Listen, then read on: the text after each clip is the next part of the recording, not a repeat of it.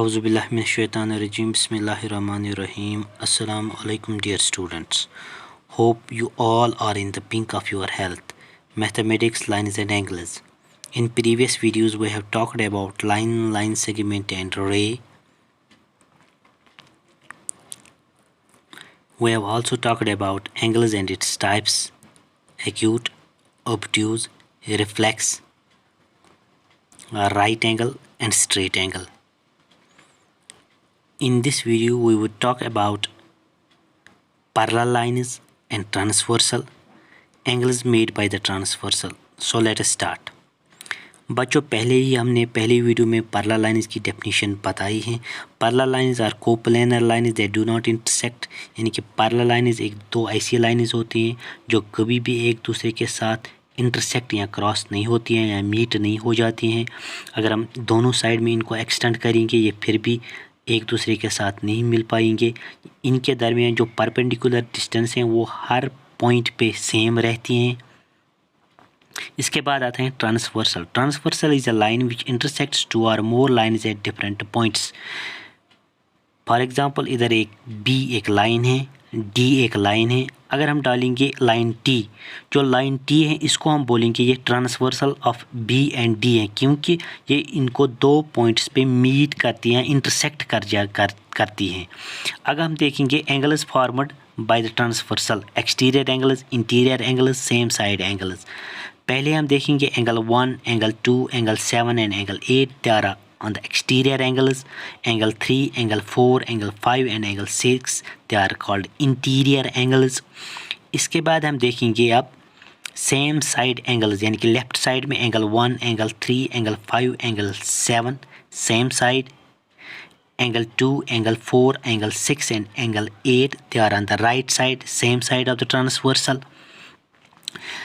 इसके बाद आता है corresponding angles. A pair of non-adjacent interior and exterior angles on the same side of the transversal. Non-adjacent होते हैं और same side of the transversal होते हैं. For example, angle 2 और angle 6 a pair of corresponding angles हैं. Angle 4 and angle 8 pair of corresponding angles हैं. Angle 1 and angle 5 pair of corresponding angles हैं.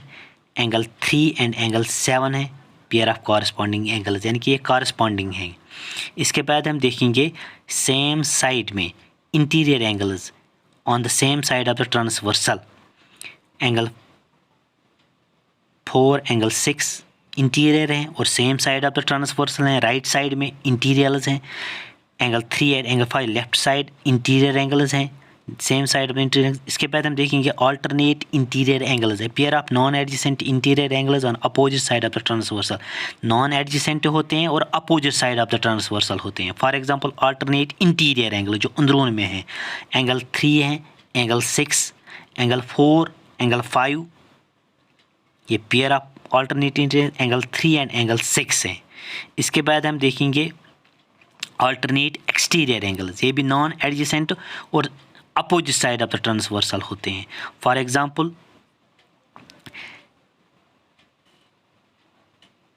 Angle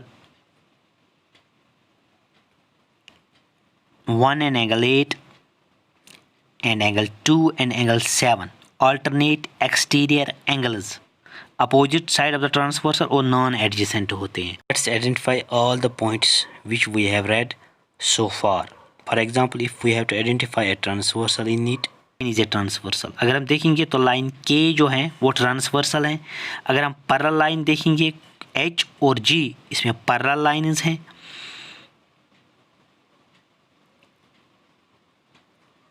इसके बाद हम देखेंगे आइडेंटिफाई करेंगे what are the corresponding angles, इसमें कौन कौन से कॉरस्पॉन्डिंग पेयर ऑफ एंगल्स हैं.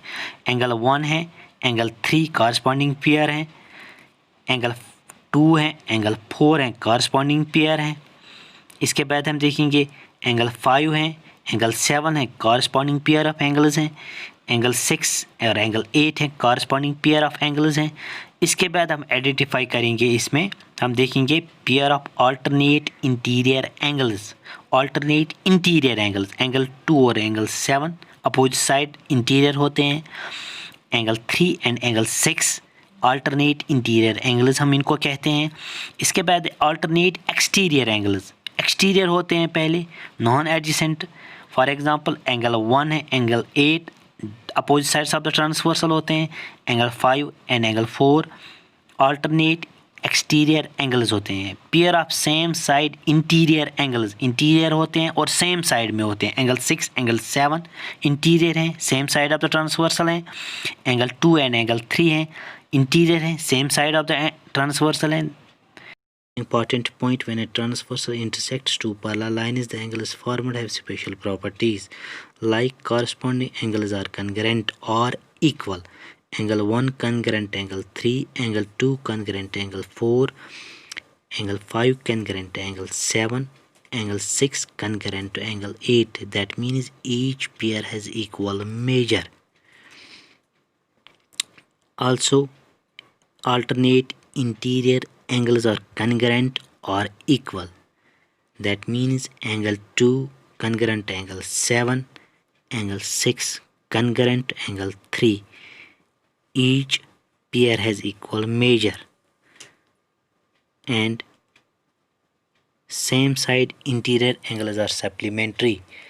That means angle 2 and angle 3 are supplementary.